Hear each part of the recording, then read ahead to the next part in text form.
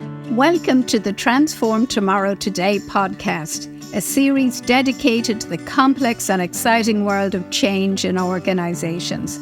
We are your hosts, Linda McLaughlin and Catherine Tano, and are both global experts in organization development and change management, working across 5 continents. We help organizations navigate the challenges of transformation successfully, using our expertise as consultants and master coaches over many decades. In this podcast series, we invite leaders who are at the forefront of transformation to share their own stories and reflect on the lessons learned with changemakers like you. Following each interview, we analyze the case and summarize the key messages and takeaways. Welcome to our community of inspiring changemakers, transforming tomorrow today. We are delighted to welcome Iain Henderson, who is Director of the Bridge at Wellington College, UK. The Bridge is an innovative centre for teaching, learning and research based at Wellington College, serving schools right around the world. It is built on the pioneering work of the world-renowned Festival of Education, bringing the most inspiring and evidence-based professional development and thought leadership to teachers and educational leaders globally. Iain is also a CTI-trained coach and a coach educator. You're most welcome, Iain. Thank you very much indeed for inviting me on. I'm delighted to be here with you and to share a little bit of our story. Thank you, Iain. Wellington College is a renowned school in the UK, founded in 1859 as a memorial to the Duke of Wellington, initially educating sons of fallen army officers. Now it is a co-educational boarding school with more than 1,000 students. Wellington has evolved into a highly regarded academic institution that focuses on holistic education. The college has an international presence with 8 schools across China, Thailand, and India. The Bridge is an educational research and professional development think tank founded by Wellington that provides outreach to over 60 partner schools. Its iconic annual Festival of Education attracts thousands of educators to promote the newest and best in learning. Iain, what were the drivers for you and Wellington College to set up the Bridge? And how would you describe its core mission and vision? Well, in one sense, the role of the Bridge is to continue the work of the Festival of Education for the other 363 days a year. You know, we managed to establish the Bridge as a really key event in the education calendar, not just for the UK, but wider. And actually, we're in the final throes of preparation for this year's festival in early July. So a really exciting thing coming up. This will be the biggest and without question the best festival we've ever run. The content that we put together is the most exciting mix of really innovative and thought-leading presentations and keynotes and panels and debates and workshops and all sorts of things. The festival is also unashamedly a festival and not a conference. So it's about energy, it's about fun, it's about having a really positive vibe to finish off the academic year for teachers in the Northern Hemisphere with a really upbeat look at the future. So part of the reason for setting the Bridge up was, if the festival has done this much good and had this much benefit to the sector, how can we increase and improve and elevate that work for the rest of the year? So that's really a lot of where the Bridge came from, was from the festival. Now, simultaneously, we've also begun to launch the festival in key global locations around the world. So we want the Festival of Education to be the place where teachers go, where school leaders go, to share best practice, to learn more about the best of current educational thinking, about professional development, about research, and really, centrally to this, it's about establishing the true purpose of education. If educators can shape that, then we have less chance of education being pulled and twisted by people who have a vested interest. And often they are companies and multinational corporations that have things to sell. They have technology to sell, for example. They have services to sell. And at other times, education policy in different countries is shaped by government ministers who are very often, extraordinarily capable people, but their only experience in education is that they once went to a school.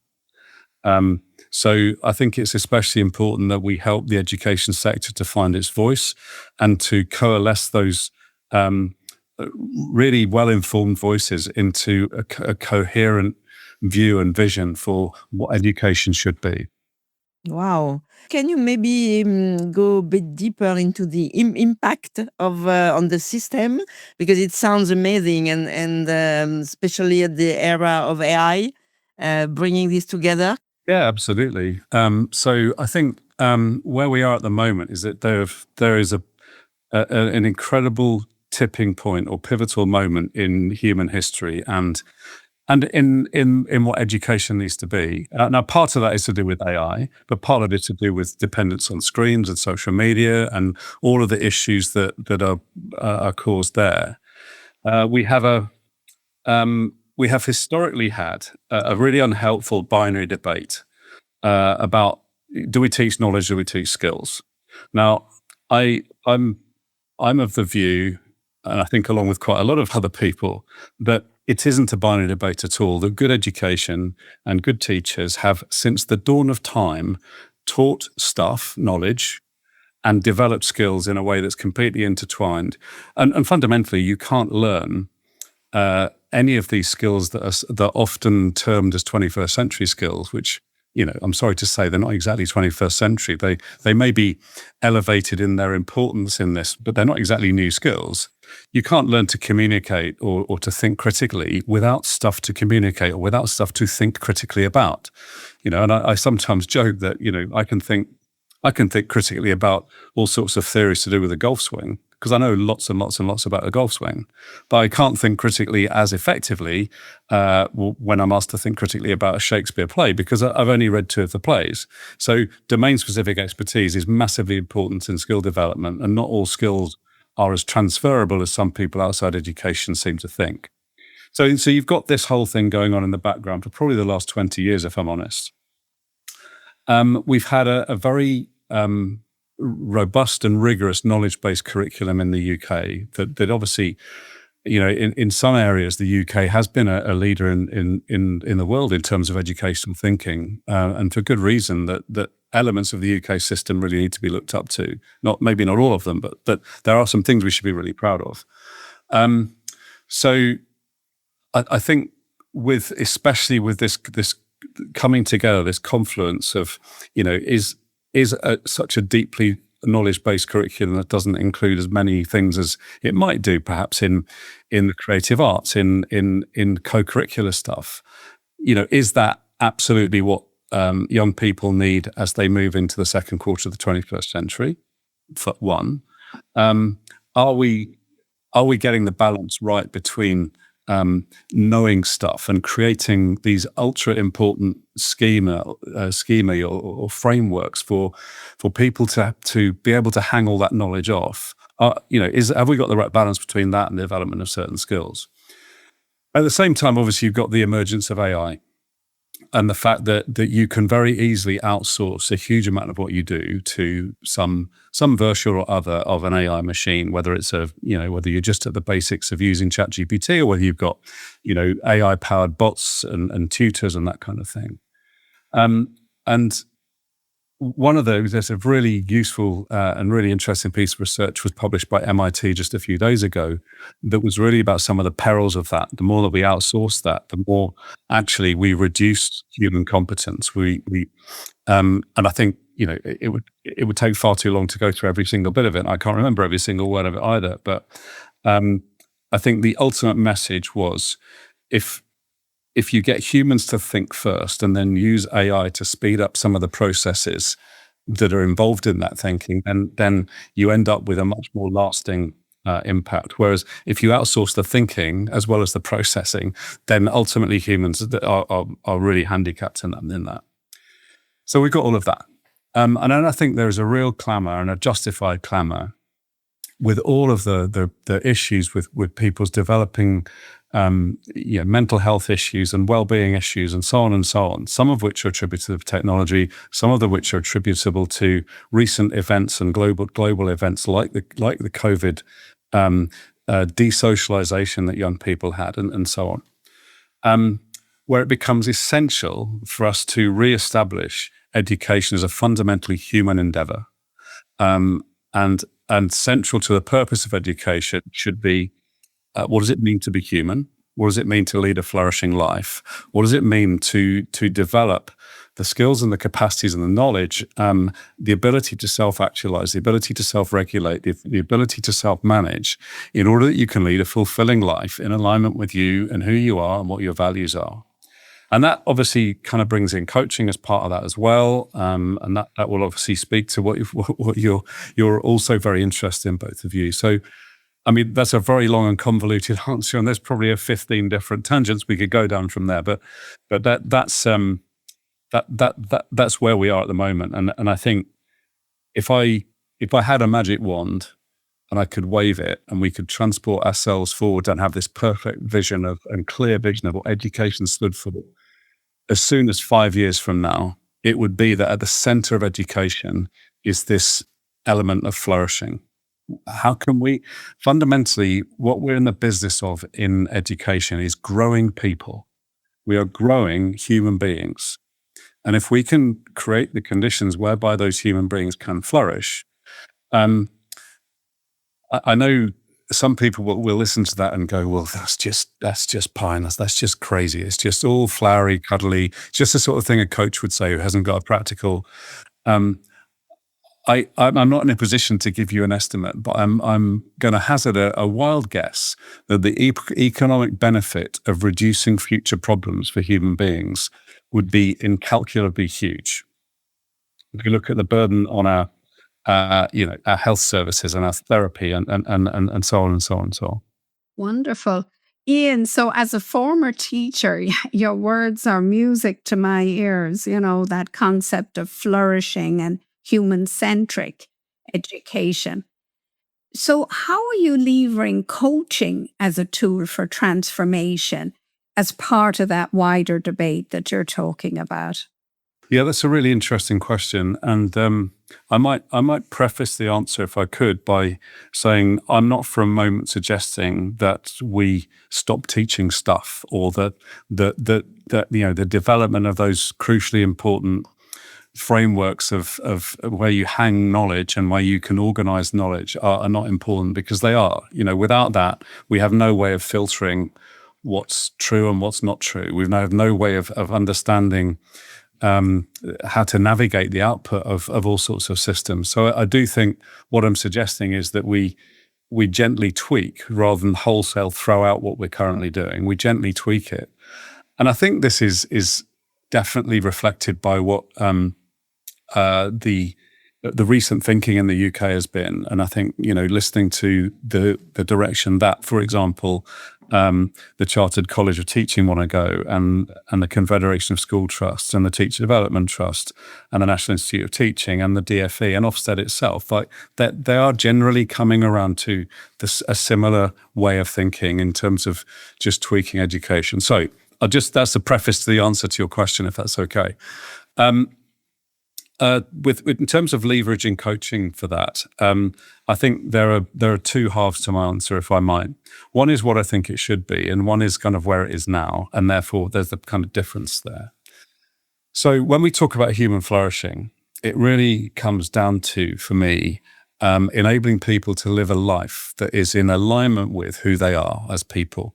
And that means, in CTI parlance, that's who I trained with as a coach. What you're doing is effectively matching together and aligning who you are with what you're doing. The doing and the being are in concert together.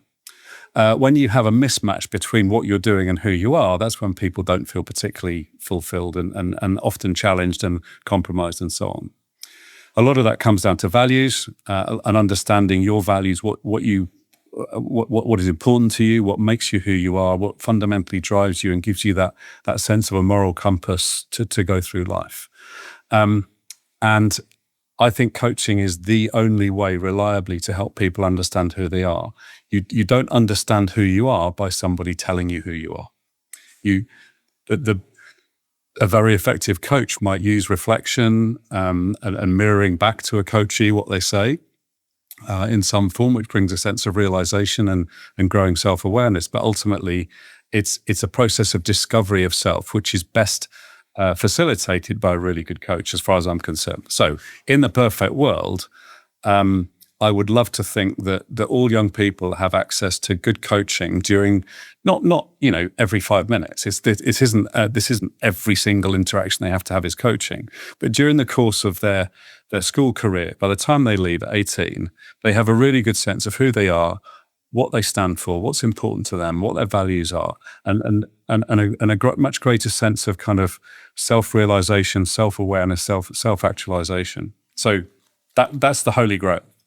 Where are we now? Well, in some schools with significant resource, we have a situation where a good number of young people have access to some coaching at some times from some people who are expert enough coaches.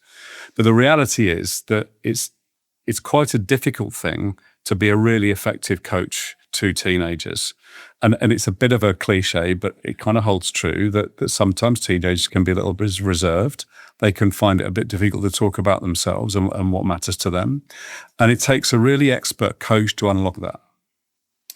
Generally, I would say that as brilliant as teachers are, they haven't got the resource, the time, the energy, even the space in their day to really be able to give over to that kind of development. So there's certainly quite a big gap between where I'd love that we could get to and where we are now. Although we've done loads of work with a good number of teachers in our local state schools and have trained many of them in our courses, we'll talk about in a few minutes, the reality of their day-to-day life is that they're only ever going to be able to coach a handful of people in their school, of young people in their school, which means that, in a school of, it could be 1,000, it's not an unusual size of school in our secondaries around here. You're really going to struggle to reach more than a small proportion of them. But I guess something's better than nothing. And where I see the opportunity for really, how can I put this, achievable benefit is the more we could get teachers to be more coach-like in their day-to-day interactions. So you're not actually having lots and lots of what might be kind of almost formalized, organized coaching conversations where you've got 10, 15, 20, 30 minutes with an individual, but just in the often hundreds and hundreds of interactions that a teacher has in a day, they're just able to listen better, to ask better questions, to be more present, to be less judgmental and be less willing to give the answer. Because what you're doing then is creating a culture where you're enabling young people to take some ownership and have some agency and develop some understanding of self. Again, it's a little bit holy grail-y, but I do think that's the more achievable way to do it. From our conversations with change agents in other industries, this is really where they're focusing on. It is the coaching approach, not formal sessions, but even many leaders, health professionals, for instance, health and safety professionals, stepping into a coaching mindset and being less directive, being more curious. Yeah. And I know that you have developed 2 programs that you offer to public schools or state-run schools, I should say, in the UK at a knockdown cost. Yeah. So you're creating great access. Would you like to describe a little bit about those courses? Yeah, absolutely. So we do have 2 courses. We have they both last for 2 days, but they can be organised for different schools so that you can do 4 half days or something like that. So we structure them differently. The first one is called the Foundational Coaching Course, and fundamentally that's an introduction to coaching skills. And the way we pitch that to people is to say what this enables you to be is more coach-like when it's appropriate on a day-to-day basis. So there's probably about 13 to 14 hours of learning time in that course. And it focuses on first of all, the place of coaching in comparison to the other ways that we help people. I think it's a really, really central part of this that people need to understand that there's a whole range of ways we help people, from hugely directive and very controlling to much less directive, and coaching sits at the completely non-directive end of that scale. But all of those ways of helping are valuable. So it is about being responsive to the needs of the people in front of you in that moment. But it is absolutely ingrained in our societies. We're almost indoctrinated to believe that the way we help somebody else is to give something of ourselves to them. And therefore, it is counterintuitive to withhold your knowledge, to withhold your wisdom, to withhold your experience, and withhold your advice. So that's why we kind of focus on coaching as something that really needs training, because it doesn't come easily to people. And even when they think, oh yeah, well, I kind of do that anyway, what they actually do is ask quite leading questions. They ask questions which have the answer embedded in it, or which are fundamentally advice giving dressed up as a question. And that's because teachers are used to scaffolding young people's progress to give them confidence and give them a framework and give them a way to improve at what they're doing. And they're really skilled at it. You know, when someone's a complete novice, we might be quite directive. When they're a little bit less of a novice, then we're a little bit less directive, and so on. What we're helping people do, I hope, is to get to the point where, do you know what? At times, the very best thing for that person or those people in front of you is for you to be completely non-directive, because that's what helps them to develop agency. And if you don't do that, what we effectively do is create the conditions where you have this sort of learned helplessness or passive dependence that you can create. And I think, you know, in lots of classrooms and schools where things have become understandably very prescriptive, you know, lesson plans are provided, resources are provided, activities are provided, everything has to follow a formula, that it's very easy to just become, you know, a transmitter. And young people with the best will in the world are only going to develop a kind of learned helplessness and a passivity when we do that. So I think that's what the foundational course is. And then our advanced course, which is also 2 days, is a course where people grow in their confidence to be able to coach. Now, some people who've done the foundational course definitely could coach someone. Someone could come to them and they could have a really productive conversation for 10 or 12 minutes or whatever and get somewhere. But really, it's when they do the advanced course, they become much more confident that they can do that on a regular basis and a bit more flexible to coach different people. So they're not ICF accredited courses or anything like that, and deliberately so. We can't reach the number of hours that ICF accreditation would require, while still fulfilling the role of our courses to help super busy teachers ingrain and add coaching to their toolkit, to their communication envelope, so they can communicate and help in different ways other than those which they currently do.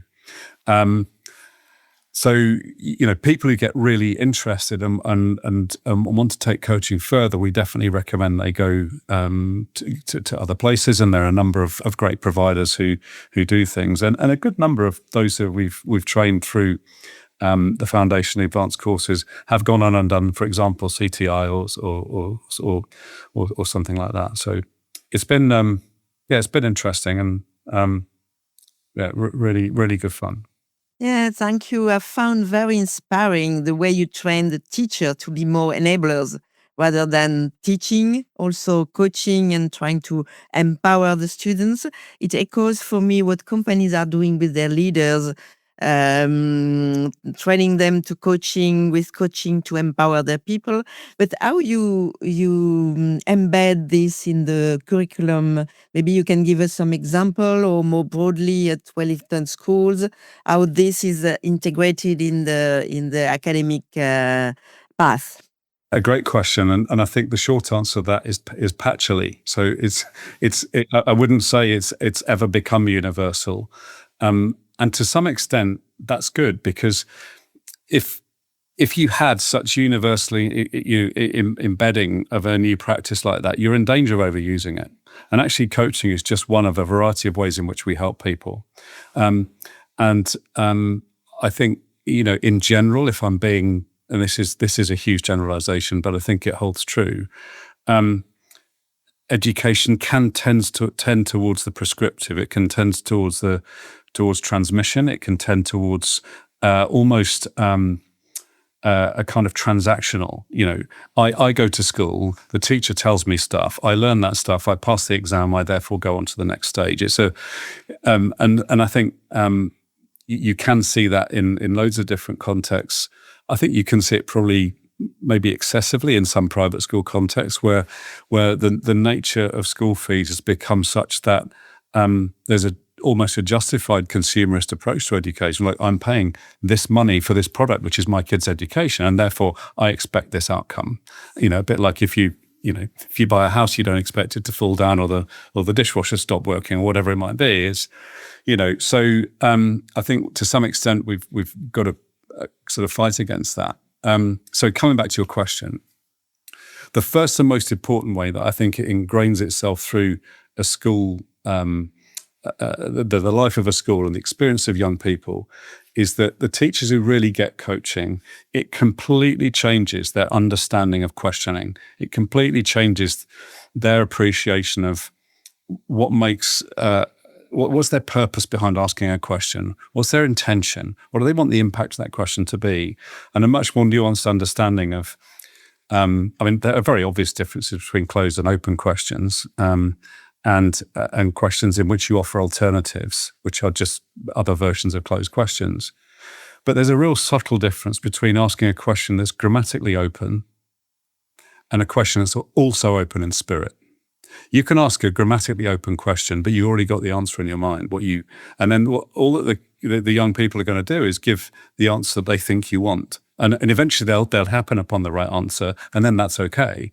And that's obviously not effective coaching. Whereas when we're thinking about, again, when it comes back to education being a fundamentally human endeavor and a relational endeavor, when you introduce dialogic teaching practices, which get beyond the transmission, they get beyond the addiction to what is provided on the device that's sitting in front of the students, and you get to marshalling thoughts and challenging points and building on points and questioning points and so on. There's something really powerful in that I think is huge. Learning to listen without judgment is another really important feature for teachers. If a young person's going to open up to an adult, they need to know that they're not going to be immediately judged.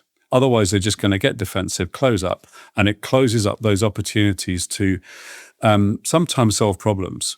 Sometimes you don't necessarily use coaching to solve the problem, but use the coaching skills of listening without judgment to open the problem up.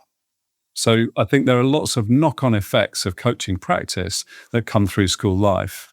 In an earlier conversation, you had also mentioned to me how coaching can be used with your, staff in the staff room to build collegiality or collaboration, and in fact to enhance the teacher's own career path. How do you do that in Wellington? The answer is that there are a number of actually really very good, experienced, expert coaches in Wellington, because we've been doing this for quite some time, and a good number of people have trained outside and improved their skill set. And I would say at any one time, and this is a massive guess because it's all confidential and we don't expect this to ever be reported on because it's coaching.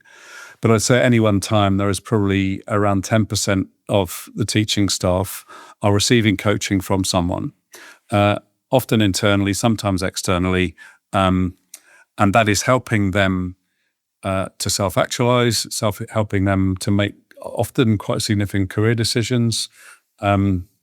I can speak without naming names and giving away any details of a situation or a story, but I think at least 3 times now, someone has come to me asking for coaching on their next career move.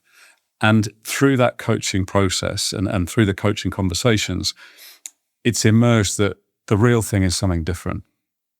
And for one of them, it was about having time to do the thing that they love doing. And so, do you see what I mean? So there are times when that's lived out.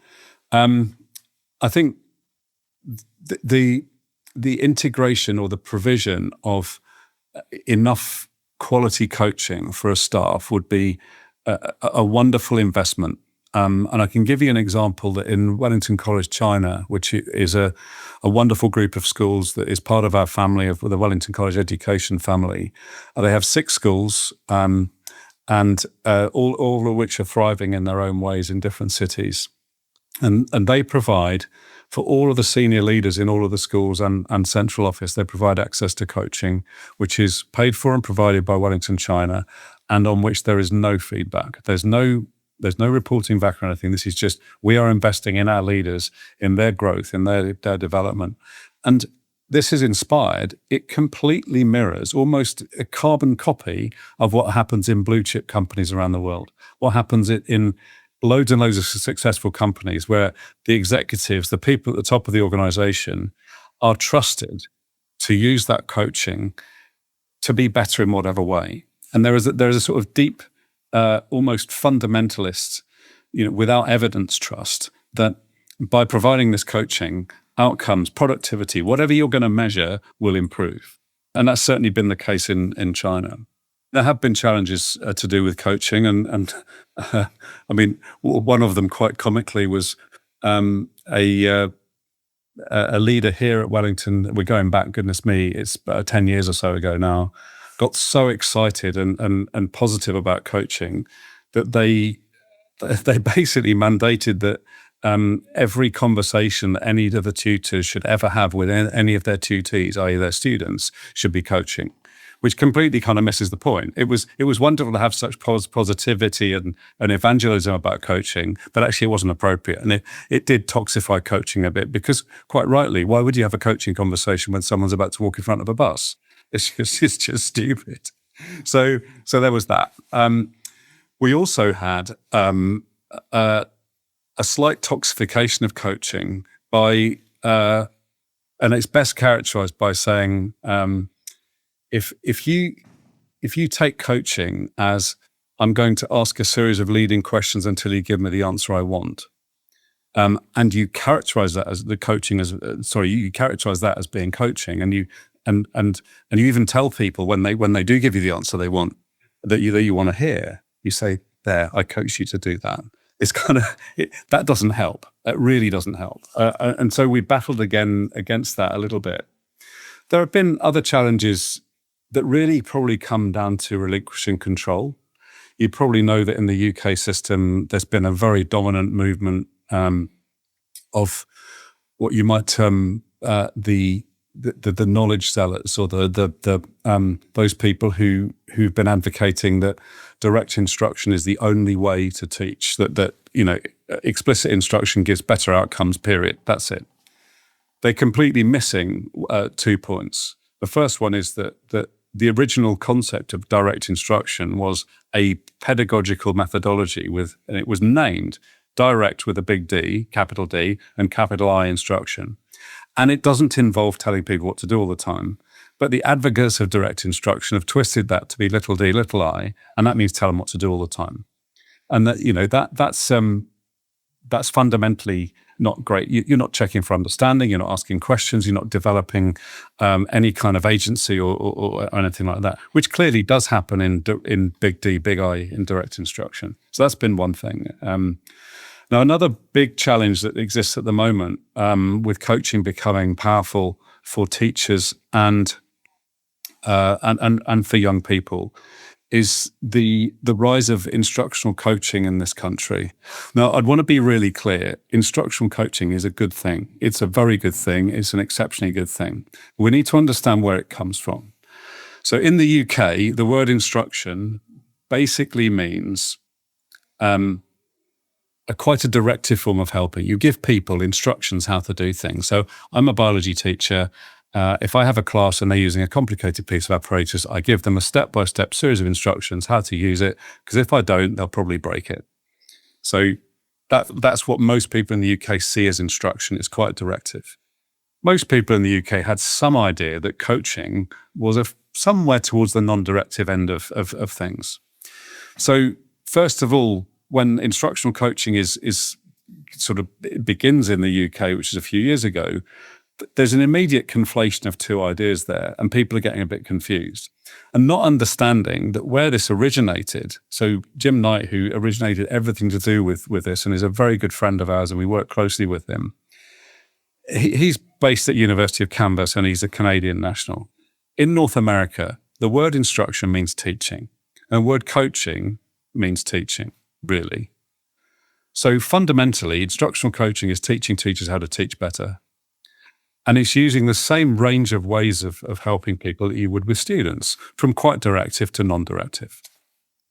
So you've got that confusion. And you also have a number of providers in the UK who've really stepped into this gap left by the DFE when they mandated instructional coaching for ECF mentors. And they're not only legitimizing the directive, but almost kind of shoving people towards the directive as this is the way to go. And therefore, what we have is coaching presented as a directive process. And not just that, but sometimes singularly so. I think what you're describing is kind of common in other sectors and industries too, that there's this sort of vocabulary confusion. And, often in organizations, coaching gets mixed up with mentoring, with consulting, with training, and it's something that I think in anyone using coaching, that we're constantly clarifying what it is we're about. Absolutely. And I think, so on that, I'm not very good at blowing my own trumpet. I'm going to try now. What I created as what we call the continuum of helping, which places coaching in context with other forms of helping. Everyone I've shown that to have said, that's what we need. Like that's what clarifies it. That's what tells everyone how it is. I think, however, in the UK education system, that ship has sailed because of this instructional coaching thing. And what we now have to do is not be clear about what's the name of the thing we're using on that continuum, but what's the dynamic of the interaction we're bringing to this conversation. And people need to know if the type of coaching you're bringing is quite directive, then that might not be what they want. And similarly, you might want a more collaborative or dialogic form of help, which, broadly falls into kind of advising and mentoring and so on. Or you might need something that is non-directive. I love that, actually. And, shifting that dichotomy or that debate into something about a dynamic, like coaching is a way of being with other people. It's a way of holding space. It's a way of enabling others. So just to conclude, Iain, if you were to say one or two words of advice to other change makers from your own experience, what would that piece of advice be? I'll give you two, if that's okay, very quickly. The first one's to do with coaching, and it really builds on what we've just said, which is be intentional about the dynamic you're bringing to any interaction with anybody. So, and that might even mean being explicit about it. So you have to know what you're being, how you are being, rather than just kind of giving it a label. So that'd be the first thing. And I think that is actually the future of coaching and education in this country depends upon that. I think coaching will thrive in the outside world because it gives demonstrable benefits. So that's the first thing. And then from a more general point of view about creating change and being a change maker, you have to have the top people fully bought in.